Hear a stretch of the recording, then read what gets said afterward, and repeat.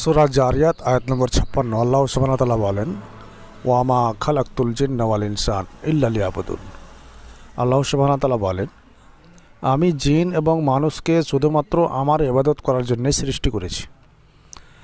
তার মধ্যে একটু তারা খাবে, একটু কাপড় পরিধান করবে, একটু যে খাবে, একটু কাপড় পরিধান করবে, এর জন্যে যে সুদ ঘুষ সমস্ত গুনার কাজে ঝুঁকে পড়বে এমনটা তো ঠিক নয়।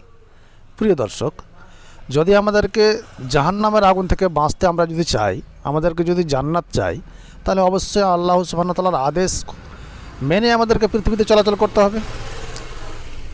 আল্লাহ সুবহানাহু ওয়া তাআলা সূরা মুনাফিকুন আয়াত নম্বর 9 বলছেন যে তোমাদের আহলে আওলাদ, তোমাদের ধন সম্পদ, তোমাদের আত্মীয় স্বজন, তোমাদের ধন সম্পদ, তোমাদের বিজনেস, তোমাদের ব্যবসা, এই সমস্ত জিনিসে যেন তোমাদেরকে আল্লাহর ইবাদত থেকে গাফিল না করে দেয়। আর যারা এই কারণে গাফিল হয়ে যাবে তারাই তো বড় পাপী, তারাই তো যাবে জাহান্নামে, তারাই তো ক্ষতিগ্রস্তর অন্তর্ভুক্ত হবে।